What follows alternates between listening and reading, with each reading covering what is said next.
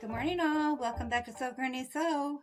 I am really excited today. We are going to be working on a heart block for Valentine's Day. So what we are going to need is we're going to need two different fabrics. So I have a solid pink and a kind of a bright pink, vibrant color. And then I have a white, and it's got some swirling in it to try to give it some texture a little bit, tone on tone with that. So we are going to need a total of 6 of the heart colored that are 2.5 by 2.5 inch. And of the background fabric, we're going to need 22 of the 2.5 by 2.5 inch. And then we are going to need a total of 8 pink or the heart color and 8 of the background color of 3 inch by 3 inch squares. So we have all that cut out. So we're going to go ahead and get started with our half square triangles. So the next thing we're going to do is we're going to turn our fabric onto the back so you can feel with the texture on this. It's hard to see it, but there is a swirl there. And we're just going to draw a diagonal line from one corner to the other for the half square triangle. Then we're going to take one of our heart ones, put our background fabric on that, and we're going to place a pin on both sides of that line, making sure that you get this nice and straight there.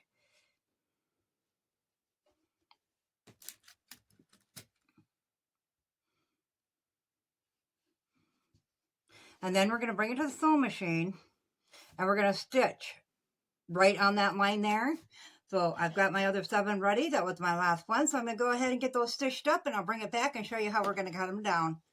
Okay, we have all of our pieces sewn together here. So we're just going to pull all of our pins out and then we'll just cut them all apart. This little gadget makes light work of this. I will link one below for you too if you are interested in that. They do come apart. You can remove the screw and replace the blade. Good investment if you do a lot of chain stitching like this. So the next thing we're going to do is take one of our squares. We are going to line up our 1/4 inch mark on our ruler with the seam that we just put down the middle of that.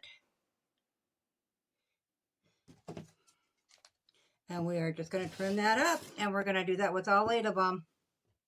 If you do not have your rotary cutter in that yet, if you're just starting out, you can just guesstimate your 1/4 inch and cut it off with the scissors. There's no quilting police, so you don't got to worry about that. I just like to do that because my guesstimates usually don't work so well for me.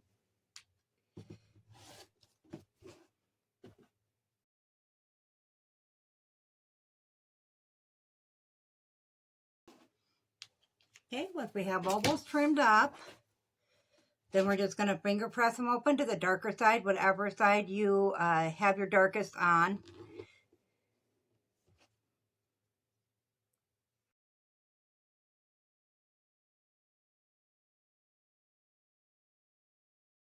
Okay, then we're going to get the iron all set up in here, and we're just going to press it on there and hold it for a couple seconds. You don't want to move it because then you'll distort your half square triangles. So I'm going to go ahead and get that done, and I will bring you back here. We're just going to put them down like that, and we're just going to put our iron on them.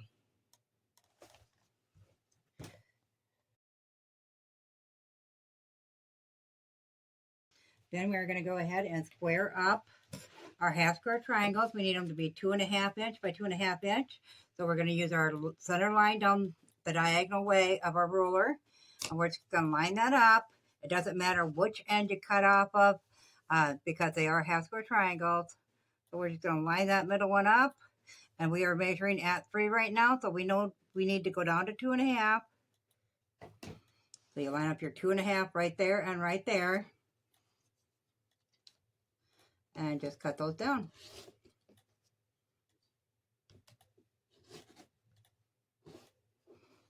Okay, and we're going to do that with all 8 of our half square triangles. So I'll get that done and I'll bring you back. I have our half square triangles trimmed up and I have it all laid out how we're going to sew it.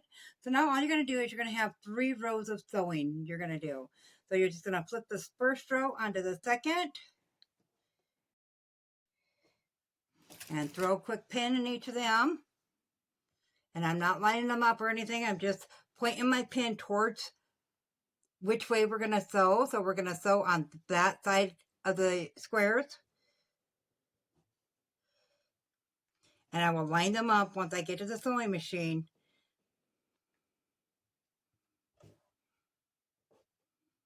This block is so easy, so fast, and so fun that you could actually have a quilt, because they make a pretty nice sized block. You could actually have a quilt knocked out in no time.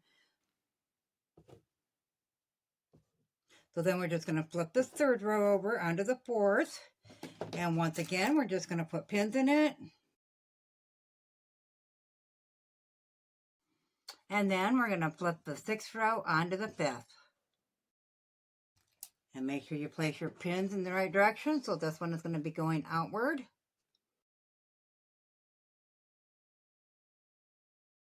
So for this one here, just straight squares onto straight squares. It's pretty simple. We're just going to take a 1/4 inch seam along there. Now on these other ones, some of them you will have to line up these seams, and they're not going to nest because of the way that we iron towards the dark side. So we're just going to line up those seams, that side and that side.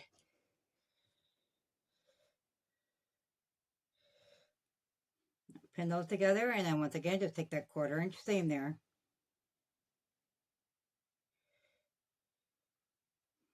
Okay, and then the other ones, of course, you wouldn't have no seam to line up there. So we're just going to bring them to the sewing machine, and we're just going to chain stitch all the rows all at the same time. So we'll go ahead and bring it to the sewing machine, and I'll get these sewed up, and I'll bring it back to show you what we're going to do next. So we have our sections of 2 done. So now we need to connect these to the middle row. So once again, we'll just flip those over, pin those in the direction that we're going to sew. We'll bring those to the machine, and we'll put a 1/4 inch seam all the way along that, iron them open, and then we'll come back and we will connect it this way and sew it this side. So I'll go ahead and get these rows put together here, get them ironed open, and I will meet you back here. Okay, so we have all of our rows put together crosswise. So now we got to connect them to one another. So I just wanted to note first, I did alternate them. So these seams are all ironed that way. These seams are all ironed that way, so forth down the block. So now all we're going to do is we're going to flip each row onto the one next to it. And then we're going to start in the middle. And we're going to nest those seams in, making sure the top edge is lined up.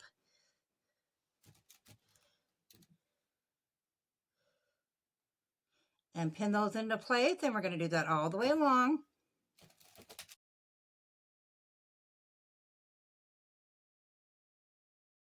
And then we'll keep doing that until we have the whole row pinned together. So you'll have 3 sections. Once we get them all pinned, we'll bring them to the sewing machine, and we'll put a 1/4 inch seam in there, come back, iron them open, and then I will bring you back here. Okay, so we now have our block in 3 sections. So now we're just going to do the same thing again. We're going to flip that over, nest those seams. When I do iron these last ones open, I iron them totally open. I don't iron them from one side to the other. That way, whatever we connect it to, whatever goes beside it as a block, it doesn't matter if there's a bigger joint, bigger seam or bulky seam there, because these ones will lay a little bit flatter like this. So we're just going to go ahead and nest those seams and pin this one together.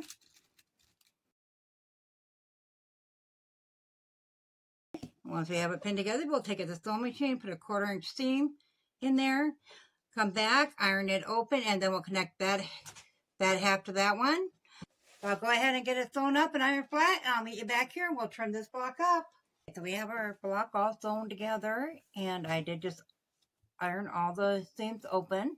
So we're going to go ahead and we are going to trim this up. And I'm going to try to get the 12.5 out of it.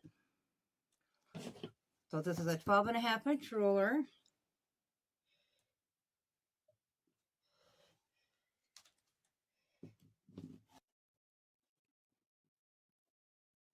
Our finished block, it's all ironed flat. I wanted to end today with a shout out for Plastic Needle on Etsy.com. I had sent out for an order to get a couple of the Lori Holt patterns from them. I needed something to do the tulip pink, but I wanted a bigger teapot, so that's going to work that good for that, and then the cups to go with it.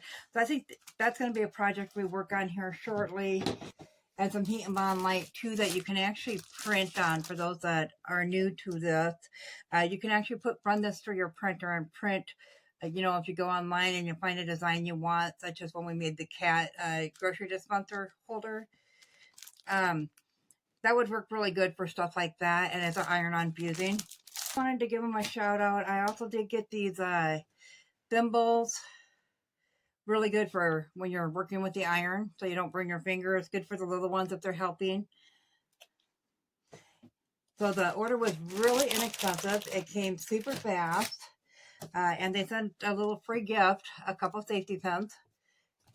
So go ahead and check them out. Once again, that was classicneedle.com or classicneedle.etsy.com.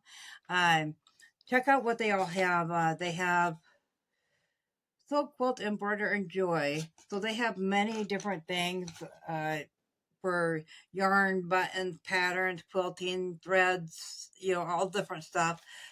Go ahead and check them out and see what you guys think. If you're a small business, go ahead and drop the link to your website down below in the comments. I'm going to shout out once a week to a small business, hopefully right here on YouTube or that works with YouTube. As always, guys, if you found this video useful, go ahead and give it a big thumbs up. It really helps our channel grow. If you haven't subscribed yet, go ahead and click that subscribe button because we'd love to have you here at Sew Granny Sew. Thanks all. Have a good day. Bye.